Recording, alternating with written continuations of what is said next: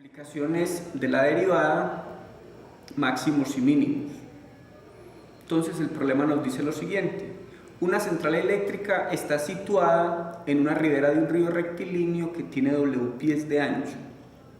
Una fábrica está situada en la ribera opuesta del río. L pies río abajo del punto A que está enfrente de la fábrica. Entonces tenemos el río, la central y el punto A que está enfrente de la central. Y tenemos la distancia desde el punto A hasta la fábrica que mide L pies. Y nos preguntan cuál es la ruta más económica para conectar un cable de la central a la fábrica. Si cuesta $A por pie tender el cable bajo el agua y $B por pie en tierra. Entonces, el costo de tender el cable por agua es $A y el costo de tender el cable por tierra es $B. Hay que ser muy cuidadosos acá. Con esta restricción queda el problema donde A es mayor que B. Es decir, es más costoso tender el cable por agua que por tierra. Para solucionar este problema, entonces suponemos un punto genérico donde vamos a tender el cable desde la central a la playa. Como no conocemos esta distancia, la denominamos X.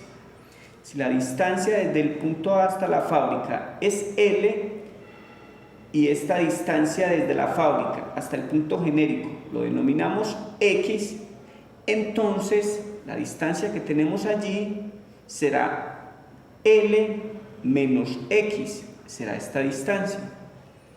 Como necesitamos establecer cuánto mide la distancia que va a tener el cable por agua, entonces establecemos la relación pitagórica.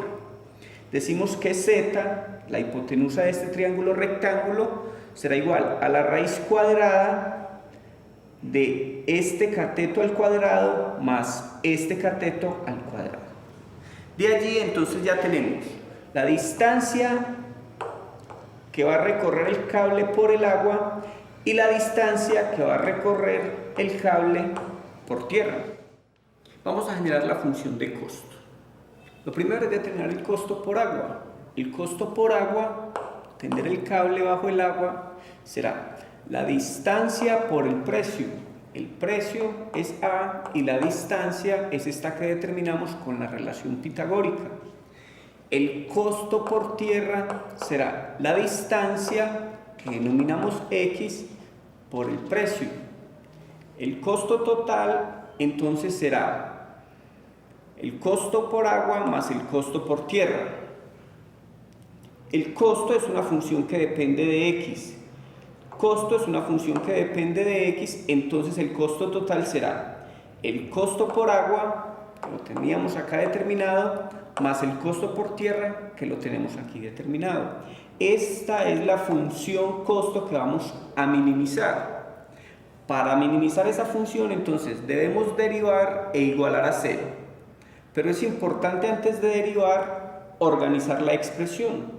Tenemos esta A y esta raíz cuadrada. La podemos expresar con exponente 1/2. Tenemos entonces la función de costo organizada. Lo que sigue entonces es derivar la función e igualar a 0. La derivada de C la denominamos C'. A es una constante, se queda quieta y vamos a derivar esta expresión aplicando regla de la cadena. Derivamos de afuera hacia adentro, dejamos quieta la constante, derivamos de afuera hacia adentro. 1/2, conservo la expresión y le resto 1 al exponente. 1/2 menos 1, entonces nos queda menos 1/2. Ahora vamos a derivar internamente, vamos a derivar esta expresión. 2, le restamos 1 al exponente, nos queda la 1 y la derivada interna. L es una constante, es 0 y la derivada de menos X es menos 1. Luego la derivada de Bx es B. Como si esto fuera la derivada de 5x es 5. La derivada de Bx es B. Lo que sigue luego es organizar la expresión. Entonces cancelamos este 2 con este 2. Multiplicamos la A por menos 1 y por este paréntesis, entonces nos queda menos a por L menos x. Este tiene exponente negativo, entonces lo llevamos al denominador para que nos quede con exponente positivo más b. Lo que hacemos después es la derivada igualarla a 0. Esta expresión, que es la derivada, la igualamos a 0. El objetivo es obtener x en términos de L, A y W. Entonces, esta expresión la llevamos al otro lado del igual. Se varía este signo y entonces nos queda este lado positiva. Aquí estaba menos a, pasa al otro lado positiva.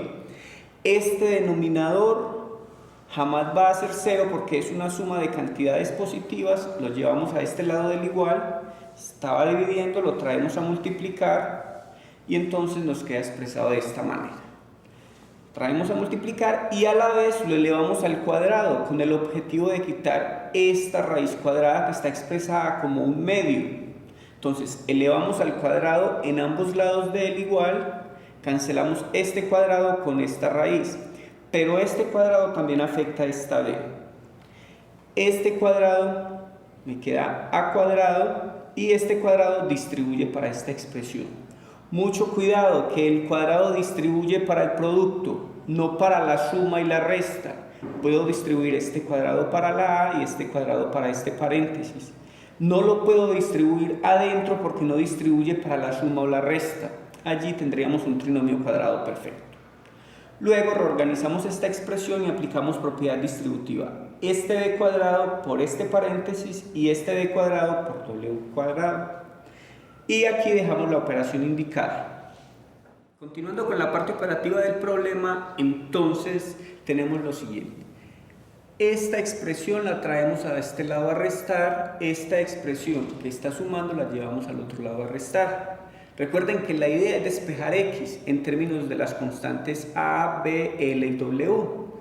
Lo que hacemos después es notar que aquí hay factor común L menos x al cuadrado. Si tomamos factor común L menos x al cuadrado, acá nos va a quedar b cuadrado y acá nos va a quedar menos a cuadrado. Al otro lado entonces queda menos b cuadrado w cuadrado tal cual estaba. Esta expresión que está multiplicando pues la traemos a este lado a dividir y nos queda expresado en estos términos. Luego tomamos raíz cuadrada en ambos lados, cancelamos la raíz con este cuadrado y cancelamos la raíz del numerador con los cuadrados del numerador. El denominador hay que dejarlo indicado y esto es sumamente importante porque allí hay una resta.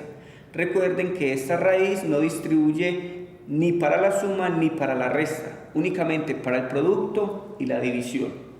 Luego esta L que estaba positiva la llevamos al otro lado a restar. Y finalmente, para que esta x nos quede positiva, multiplicamos en ambos lados por menos 1.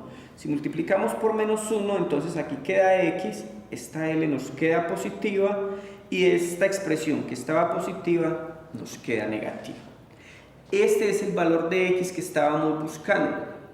Esta es la solución del problema.